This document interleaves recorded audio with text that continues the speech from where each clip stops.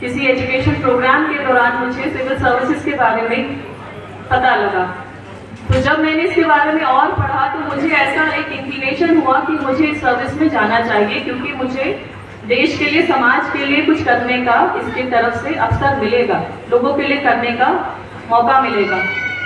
लेकिन जब मैंने अपने परिवार से ये बात डिस्कस की तो कोई भी एग्री नहीं किया इमीडिएटली, क्योंकि बहुत सारे सवाल आए कि मेरा कॉर्पोरेट सेक्टर में प्रोफाइल ऑलरेडी ऑलमोस्ट शुरू हो गया था, और एक लड़की होने के नाते ये बहुत सारे सवाल आते हैं कि इसमें सिलेक्शन शॉर्ट नहीं है। अगर हम एग्जाम की बात करें तो 10 लाख के आसपास प्रीलिम्स का फॉर्म बच्चे भरते हैं, और सिलेक्शन की लिस्ट में 1000 बच्चों का नाम आता है, और उसके अंदर भी IAS IPS लगभग 200-250 की लिस्ट ही आती है हर साल। तो उसमें होगा नहीं होगा, कितने साल आप पढ़ोगे, और सिलेक्शन नहीं होता तो फिर आप क्या करोगे।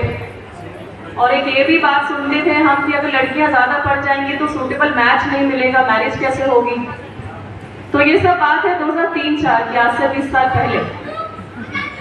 तो जब डिस्कशन रहा, बहुत मैंने अपने पेरेंट्स को बोला कि नहीं मुझे करना है, मुझे लगता है मुझे जाना चाहिए। तो देन माय फादर सेड कि okay you go, and he also said कि you should have a plan B in your life.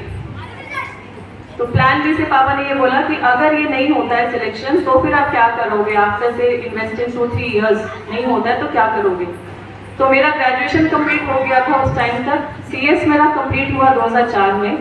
उस साल मैंने LLB का एंट्रेंस दिया दिल्ली यूनिवर्सिटी में, लॉ में एडमिशन लिया, लॉ की क्लासेस स्टार्ट हो गई मेरी। साथ ही साथ मैंने part time job as company secretary वो भी स्टार्ट की, क्योंकि मुझे लगा कि प्रैक्टिकल एक्सपीरियंस भी चाहिए इंडस्ट्री का, और खुद को भी इतना सक्षम बनाना है कि अपना अर्निंग अब से स्टार्ट होना चाहिए, और साथ में सिविल्स की तैयारी शुरू की। 2005 से लेके जब मेरा सिलेक्शन हुआ 2008, ये तीनों चीज़ें एक साथ मैंने मैनेज की। सिविल सर्विसेज की पढ़ाई जो कि अपने आप में डेली मांगती है कि 10 से 12 घंटे आप पढ़ें, लॉ की क्लासेस, लॉ के exams, LLB and my part time job. तो फ्रेंड्स इजी नहीं था, बहुत मुश्किल था, सोसाइटी का प्रेशर बहुत रहता था, घर में रिलेटिव्स आते थे तो मैं मिलती नहीं थी, क्योंकि मैं बहुत सेल्फ कॉन्शियस थी about my time. I never attended social functions.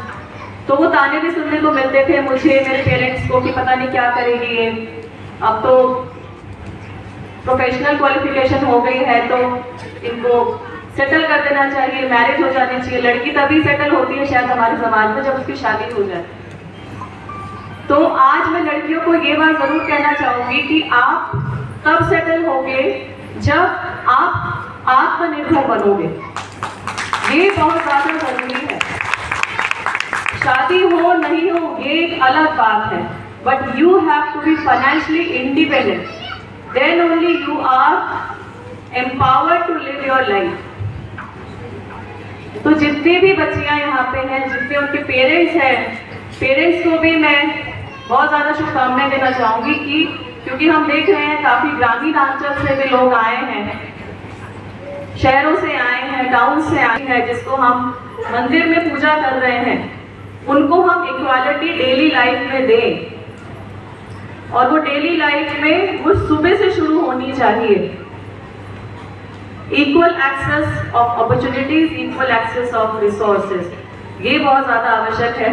तो फ्रेंड्स एक और चीज़ जो फेलियर और सक्सेस, क्योंकि जो यहाँ एंकर हैं उन्होंने बात बोली कि मेरी बुक में एक चीज़ बहुत इंपॉर्टेंट मैंने बार बार रिपीट की है कि failure should not debtor you.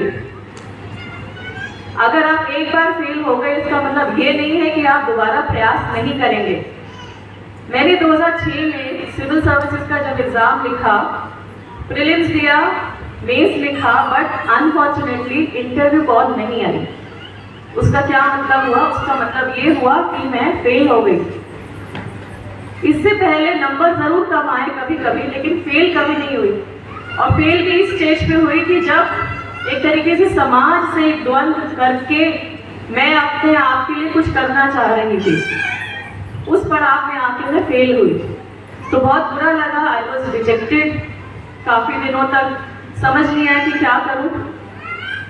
Then I recollected all my strength and energy, और मैंने अपने आप को ये कमिटमेंट दी कि अब जो मेरा नेक्स्ट अटेम्प्ट होगा उसमें मैं अपना बेस्ट दूंगी। जब मार्कशीट आई तो देखा कि नंबर कम कहाँ रह गए, जनरल स्टडीज में नंबर कम रह गए, क्योंकि मैं स्कूल में भी एक्चुअली हिस्ट्री, सिविक्स, ज्योग्राफी में उतनी अच्छी नहीं थी, मेरे वो वीक सब्जेक्ट्स ही थे। और क्योंकि कॉमर्स पढ़ा मैंने इतने साल, तो कॉमर्स अच्छा था, पब्लिक एडमिनिस्ट्रेशन मेरा ऑप्शनल था, वो भी अच्छा था। तो मुझे समझ में आया कि अगर मुझे एग्जाम क्वालिफाई करना है तो अपनी जो वीकनेस है उसको मुझे फेस करना पड़ेगा। मुझे जो मेरी कमी है, जिससे मैं शायद भागती आ रही थी या उसको फेस नहीं कर रही थी, उसको मुझे चैलेंज को एक्सेप्ट करना पड़ेगा। तो आई डेलिबरेटली वर्क अपॉन रिमूविंग माई वीकनेसेस, और मैंने जीएस में काफ़ी मेहनत की, अपने नोट्स बनाने का तरीका थोड़ा चेंज किया। और जब मेरी मार्कशीट आई तो फ्रेंड्स, मेरा जो स्कोर था वो जनरल स्टडीज में हायर था देन माय ऑप्शनल सब्जेक्ट्स, जिसकी वजह से मेरा मेरिट लिस्ट में ऑल इंडिया रैंक 13 था मेरे बैच में। और ये इसलिए मैं आप लोगों को बता रही हूँ कि कुछ भी करना असंभव नहीं है, कुछ भी करना संभव नहीं है। आप लोग का एडमिशन हुआ एमबीबीएस में, इसके बाद आपकी जो